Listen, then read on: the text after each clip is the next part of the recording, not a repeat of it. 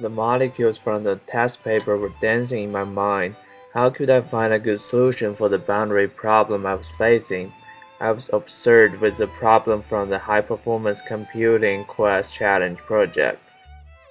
But I was not a boy in Nanjing anymore. I started from one wall after another in my room when I discovered my old Chinese math review book lying on my desk covered with dust.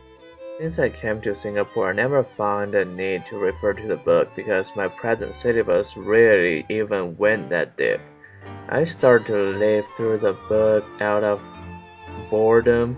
It came to me all of a sudden while I was on the chapter on vectors, where there was a diagram detailing the relationship between a point and a plane. The two problems were totally different, yet they seemed similar. Could it be that this vector equation would help me deal with the molecule problem?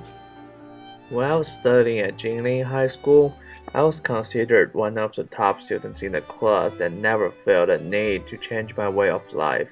The teachers liked me, my circle of friends was inseparable, and I had a very stable and favorable family. Everything seemed to fit each other nicely. At that time, I was a librarian at the school library. Once I was asked to write a book recommendation for the school newsletter. The article I chosen to review was Einstein's The World as I See It, from an older edition of Living Philosophy. What I read there, however, sent a jaunt of realization through me. A simple sentence by a great man was all it took to send my pleasant way of life crashing through the floor. I have never looked upon ease and happiness as the ends in their lives.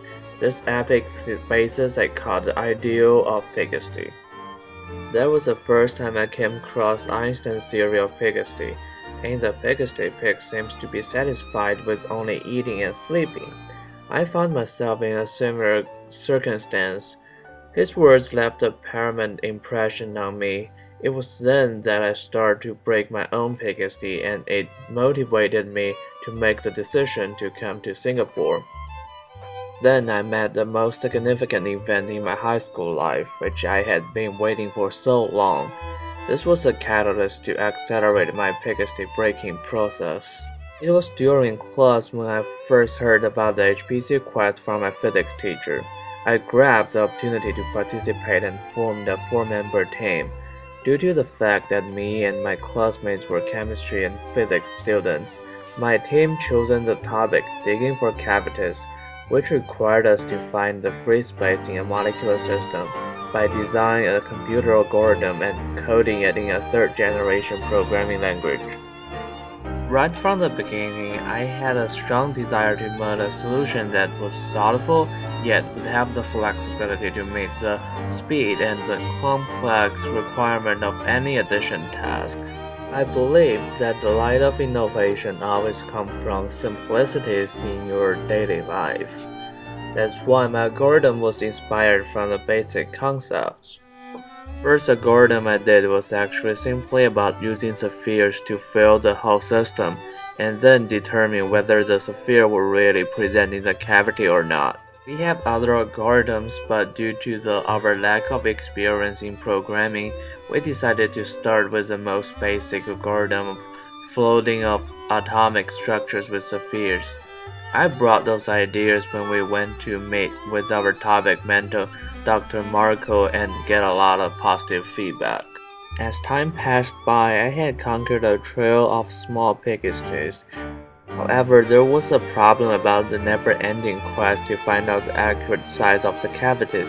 Fortunately, during the time spent on my old Chinese math book has given me an idea. Why not use vectors? So I began my research with emails and calls to my former math teacher in China. She emailed me some notes on cross-product vectors. After discussion with the NTU professors and my teammates, we managed to write the code which accurately calculated the size of the cavity. This huge breakthrough made me realize that this experience could not have been possible without the jolting with my complacency by Einstein's The World as I See It. My day of judgment was like a microcosm of my experiences in Singapore. We could not present our solution within the time allocated, and I was in the pits having offended my teammates. However, the judges were able to appreciate the many creative solutions that we managed to patch together. Though it was a shock, I'm now able to appreciate that perseverance and perspiration will be recognized eventually. I also see that Judgment Day as a vindication of my decision to uproot myself to Singapore. I have come to realize in my heart that those things are not enough for me, and so I continue to pursue an education in chemistry at UGA so that I can keep on walking on the way of breaking the pigsties through science and investigation to discover the world's mysteries. I have to extend my view by destroying those pigsties. In some small way, I knew I can do it. I believe that success is just across the pigsty. I will not be blind by complacency and surrounded by the surface of our life.